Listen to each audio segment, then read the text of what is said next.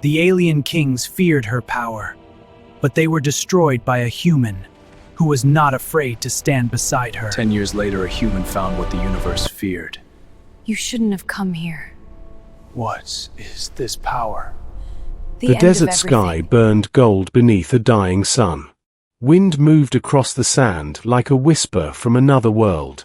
In the middle of that endless silence she knelt. Her name was Elira. The alien kings called her the Storm-born. The galaxy called her the end of empires. She looked fragile. Her silver hair fell across her shoulders. Her armor was broken. Her skin shimmered faintly with light from within. But every throne in the universe trembled at the thought of her rising again. Except one man did not tremble. His name was Cale Arden. A human. A soldier from a forgotten colony on the edge of mapped space. He had no royal blood. No cosmic powers. No ancient prophecy bound to his name. He only had courage. And courage was something the alien kings had never understood. Long before Cale found her in the desert, Elira had ruled no empire. She had never sought a throne. She was born on the world of Elindra, a planet of floating mountains and oceans that glowed at night. Her people were called the Lutheri, beings woven from starlight and matter. The Lutheri were peaceful. They shaped energy into gardens and cities. They healed dying stars. They guided comets away from young worlds. Then the kings arrived. They came from different corners of the galaxy. The Crimson Tyrant of Vorex. The Iron Emperor of Karn. The Void Seer of Thal. Each ruled through conquest and fear. Each commanded fleets that could burn a planet in a single night. They feared only one thing: unity. The Lutheri had the power to unite the scattered systems. Not through war. Through harmony. Through shared energy and shared purpose. That terrified the kings. So they attacked Elindra together. The skies of that world split open with fire. Mountains fell from the air. Oceans boiled. Cities of light were crushed beneath shadows. Elira was young then. But she fought. She did not fight with weapons of metal. She fought with resonance. With waves of force drawn from the heart of her planet. She stood before warships that blocked out the stars and shattered them with a single cry. The kings saw her power. They felt it through the vacuum of space. And for the first time in their long cruel reign they were afraid. They could not kill her. Every weapon they launched dissolved before touching her skin. Every assassin sent against her turned to ash. So they did something worse. They destroyed her world instead. They shattered Elindra at its core. They fractured the planet into drifting fragments. They left Elira alone in the ruins of her home, surrounded by silence and dust. They believed grief would break her. It did not. Grief forged her. She hunted them across the stars. World after world heard her name whispered in fear. She infiltrated fortresses that no fleet could breach. She dismantled armadas from within. She shattered royal guards with bare hands glowing like newborn suns. The Crimson Tyrant died screaming as his throne melted beneath him. The Iron Emperor watched his flagship implode around him. The Void Seer saw a future where she stood over his corpse, and that vision became real. One by one the kings fell. But not all. Some fled into hidden sectors. Some united in secret. They created a weapon designed not to kill her but to imprison her power. On the dead world of Arcanis they lured her into a trap. They used the energy of a collapsing star. They bound her essence in a lattice of null matter. The explosion lit the sky for 1,000 light years. When the fire faded, she was gone. For 10 years the galaxy breathed easier. The remaining kings rebuilt their empires.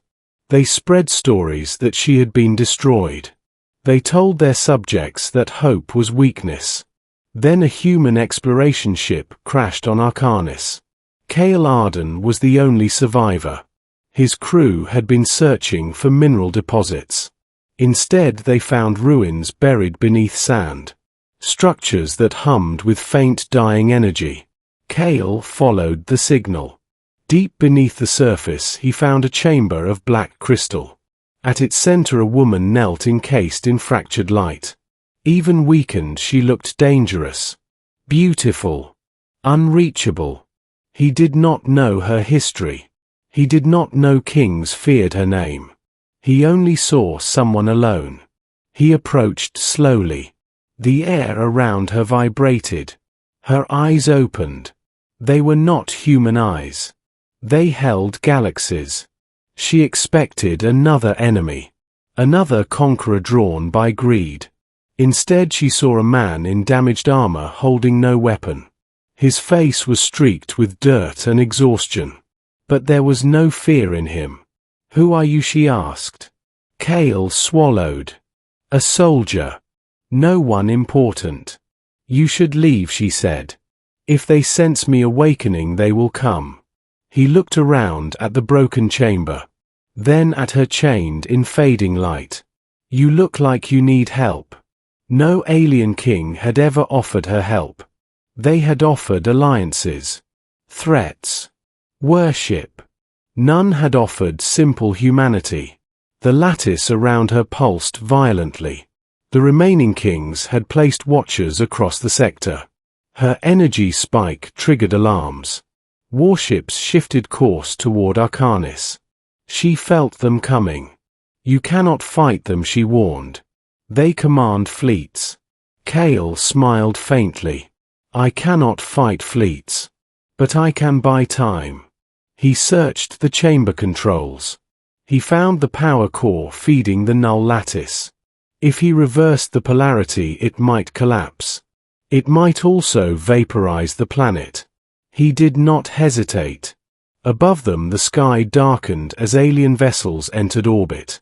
Shadows blotted out the sun. The first bombardment struck the desert. Sand turned to glass. Cale rerouted energy through his suit. The console sparked. Elira watched him. A fragile human standing against an armada without hesitation. "Why?" she asked. "Because someone should stand with you," he answered. The lattice shattered. A wave of light erupted outward. It knocked Cale across the chamber. It rippled through the planet and into space. The alien warships faltered as their systems overloaded. Elira rose fully free for the first time in a decade. Her power was not what it once had been. But it was enough. She stepped out of the ruins into the open desert. Ships fired again. She raised her hand. Energy curved around her like wings. The blasts dissolved. The sky filled with brilliant arcs of light. She did not attack immediately. Instead, she projected her voice into every ship. "You feared unity," she said. "You feared hope. You feared that I would end your rule. You were right." The ships opened fire together. This time she did not defend. She moved. She streaked into orbit faster than sight. She pierced the hull of the nearest cruiser. Inside corridors filled with soldiers who froze at her presence. Some dropped their weapons. Others charged in desperation. She disabled their reactors. She spared those who fled. Cale watched from the desert as explosions bloomed in the sky. He expected to feel small. Instead, he felt proud. One by one the ships fell.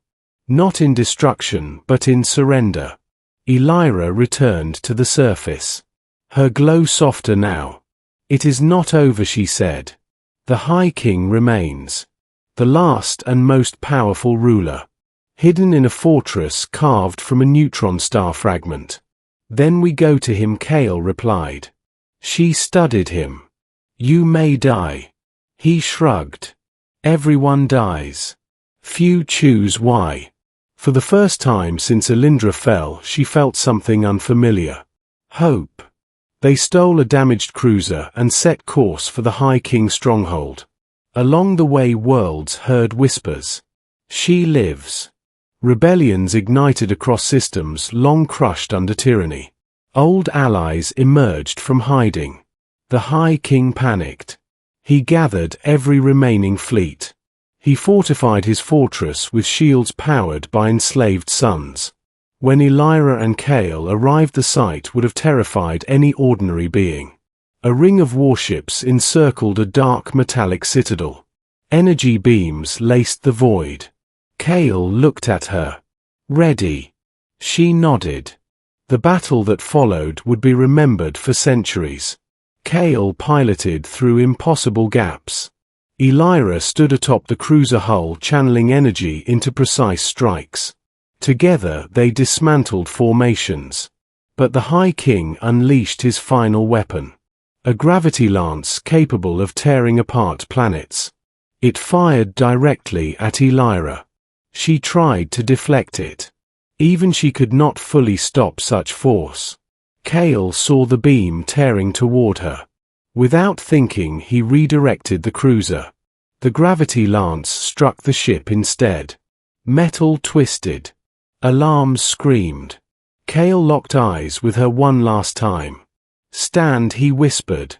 The cruiser exploded. The blast disrupted the gravity lance just enough. Elira survived. For a moment the universe felt empty again. Then something changed.